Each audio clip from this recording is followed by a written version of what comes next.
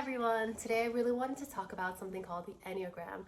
So the Enneagram is another tool, just like ACT therapy and values clarity, that are going to help you balance honoring your sensitivity without getting swept away by your feelings. Figuring out that I was an Enneagram type 4 helped me stop letting my feelings run my life.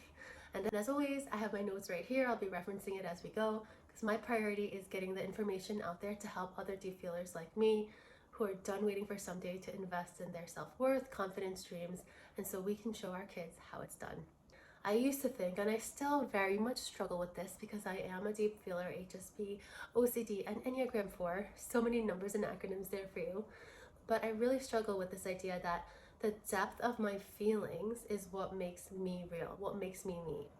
So if I am not deeply moved, heartbroken, or somehow like tortured in a way, I know that sounds dramatic, but that's who I am. If that wasn't the case, I would think I was really disconnected from myself, that I was missing something. But eventually I realized that isn't living deeply. I'm just feeling deeply, and that's different, okay? Feeling deeply doesn't equate to living deeply. You can live deeply without feeling deeply all the time because that is exhausting and not sustainable. And in my life, I've been super lucky to come across some really lovely, insightful friends. And in my 20s, I made a really good friend, and she introduced me to this concept of the Enneagram. So Enneagram is basically a framework that helps you understand your core motivations and fears. There are 9 different types. Type 4, sometimes called the Individualists. The Individualists are wired to search for meaning and identity. We crave authenticity, we feel everything deeply, we want life to mean something, even our pain. And that search for meaning can turn into a trap.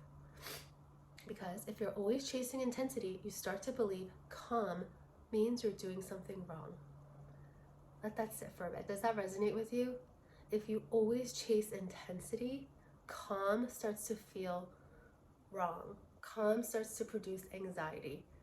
And we all know the truth is calm is good. Calm is regrounding and good for your nervous system. But if we get really trapped in this idea of feelings first, intensity foremost, we can get really burnt out and stuck in this spiral of chasing intensity. And apologies, I'm a little congested, but again, I wanted to get this out and not chase perfection.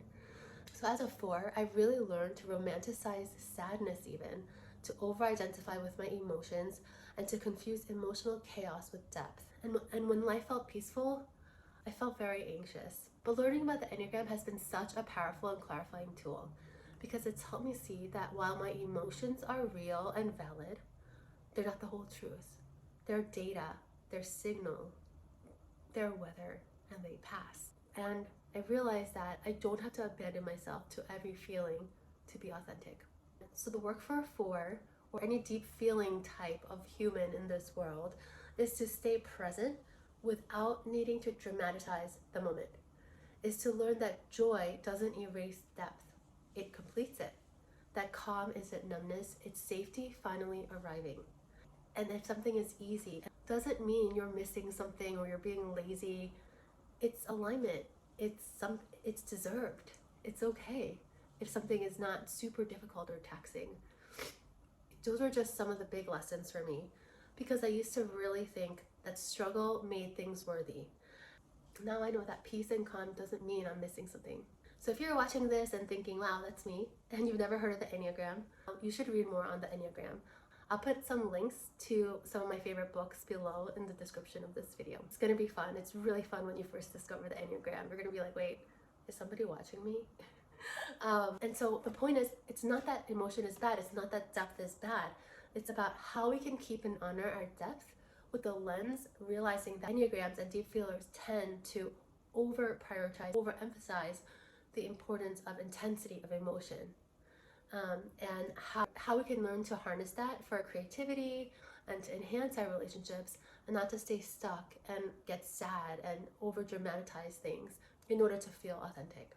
I really want to share the Enneagram with you all because it has been such an important framework to help me understand how to honor my sensitivity without getting so lost in my feelings, without self-abandoning for the sake of depth. So I'm Diana, and I made Ever Afters now for deep feeling moms done waiting for someday to reclaim their self-worth, confidence, creativity, and dreams.